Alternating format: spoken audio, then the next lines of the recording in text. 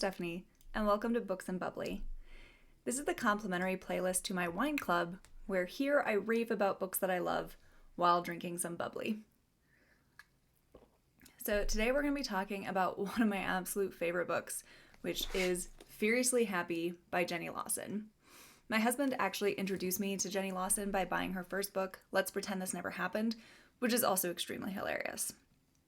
I love how blunt Jenny is, how she embraces her weirdness, how she empowers her readers to be fearless and essentially just be ourselves, no matter how messy or complicated we can be. This is not a diss, but she kind of reminds me of early Chelsea Handler. She's unapologetically herself. It's amazing. But let's actually talk about Furiously Happy. So, what do I love about this book? First up, the actual idea behind Furiously Happy. So in the book, she talks about, on the blog post that she wrote about this, the Furiously Happy movement. And it's going to be awesome. Because first of all, we're all going to be vehemently happy. And secondly, because it will freak the shit out of everyone that hates you, because those assholes don't want to see you even vaguely amused, much less furiously happy. And it will make their world turn a little sideways, and will probably scare the shit out of them.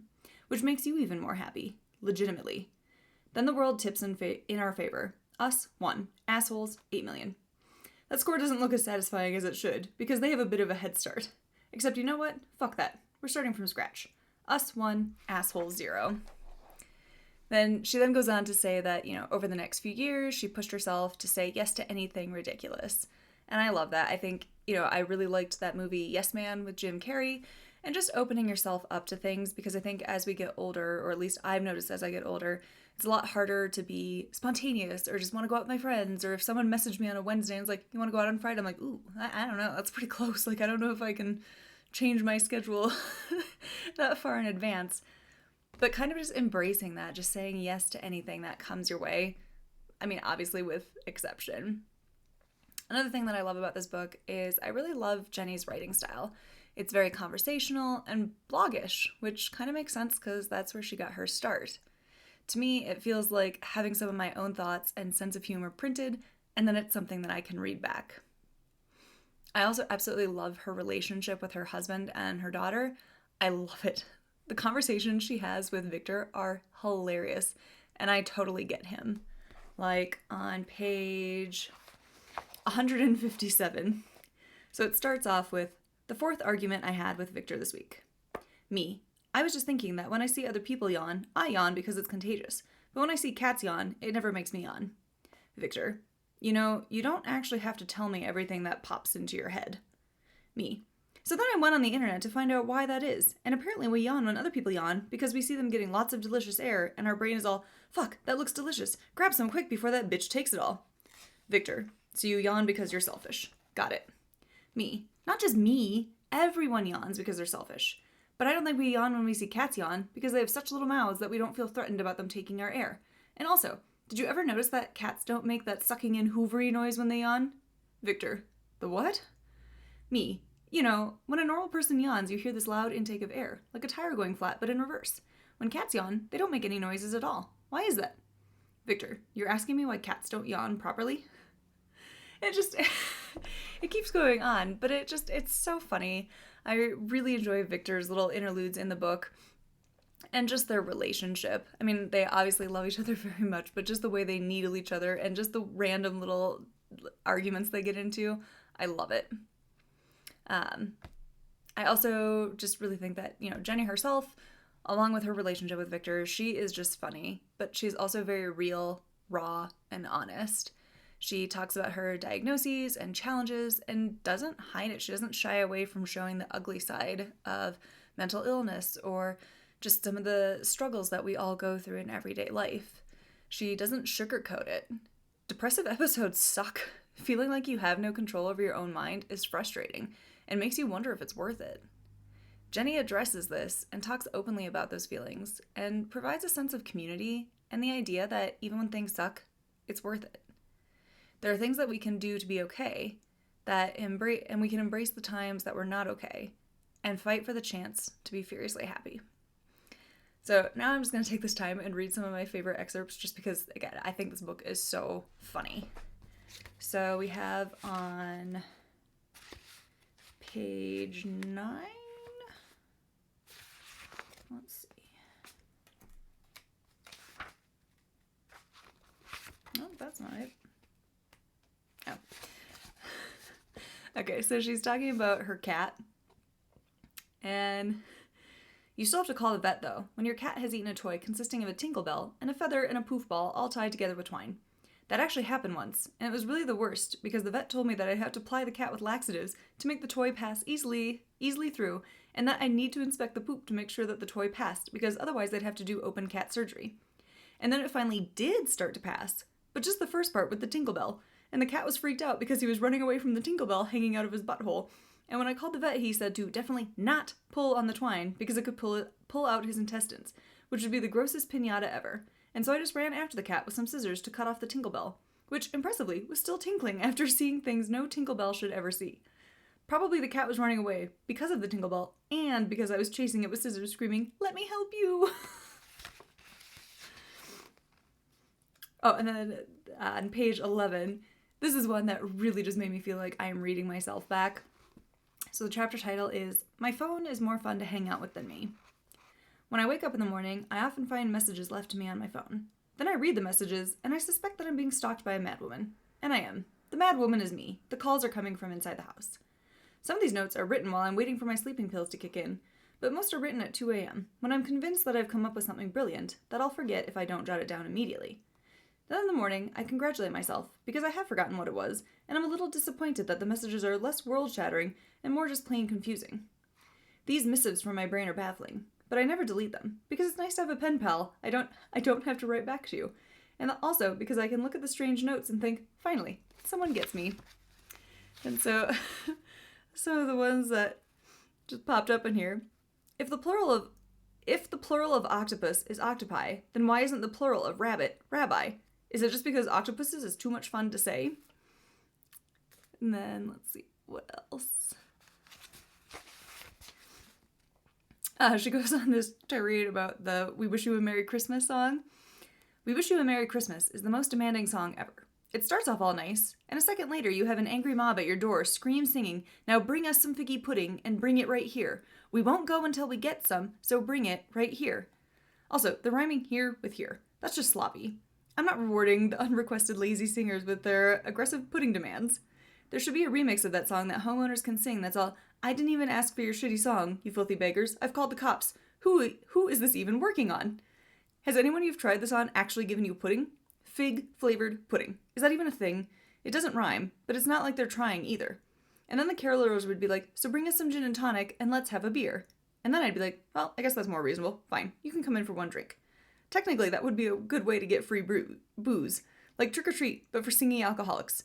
Oh my god, I finally understand caroling. Another one. Why is it incapable and unable instead of uncapable and inable? You can have an inability, but you can't be unable.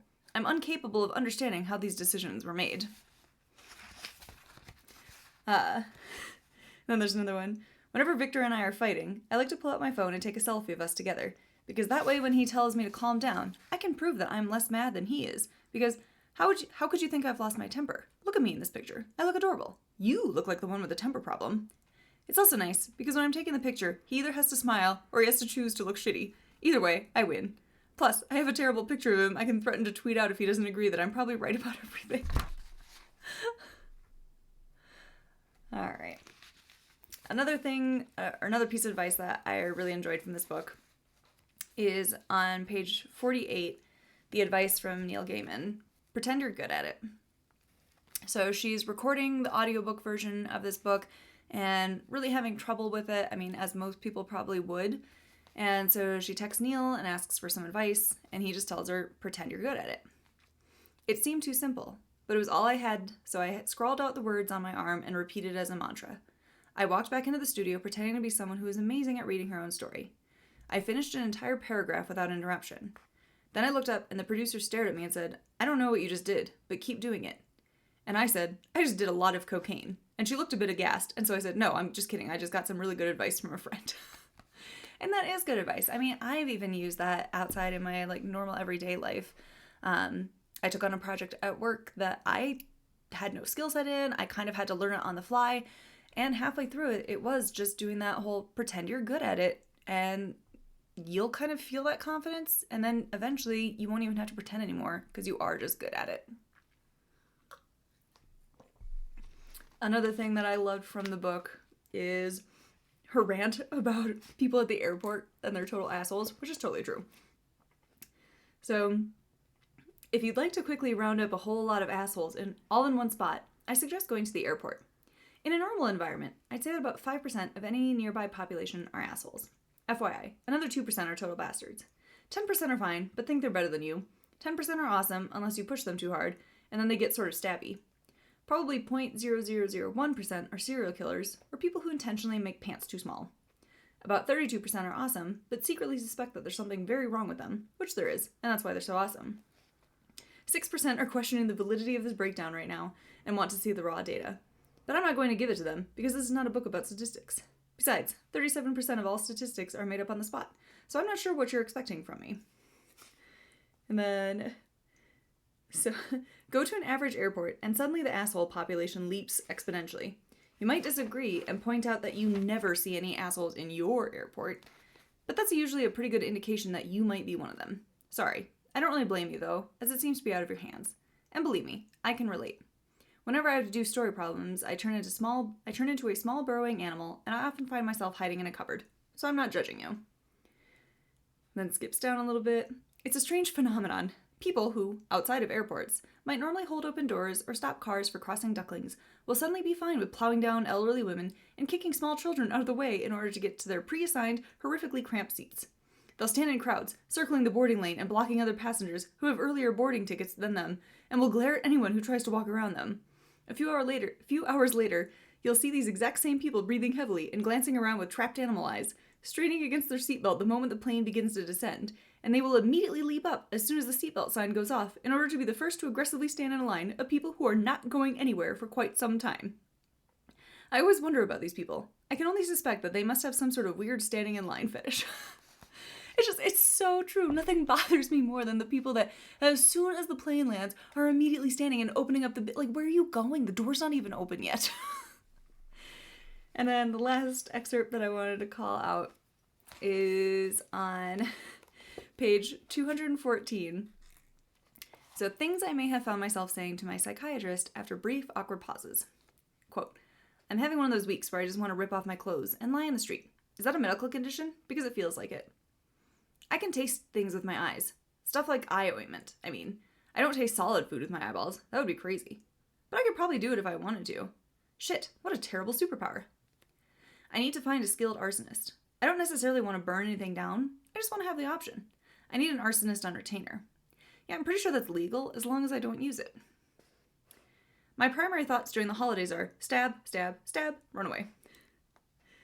I spent last night cleaning up 9-year-old vomit. The vomit of a 9-year-old, that is. Not vomit that's 9 years old. I'm not that bad at housekeeping. I'm having one of those rare days where I love people and all the amazing wonder that they're capable of. And if someone fucks that up for me, I will stab them right in the face. So, again, I think her humor is fantastic. I think this is a great book. It kind of vacillates between, like, funny stories and, again, just that real, raw, honest look at depression or mental illnesses, what it's like to have them, and kind of navigating life through them and still finding that opportunity to be furiously happy. I mean, there are certain books that I read over and over again because of the sense of comfort and familiarity I get. And this is definitely one of those books. When I'm finding myself down or slipping into bad thoughts, this book lifts me up and makes me feel not so alone in those feelings. I too can be furiously happy. So, have you read Furiously Happy by Jenny Lawson? What did you think? Drop your thoughts in the comments below. Otherwise, thanks for watching. Cheers.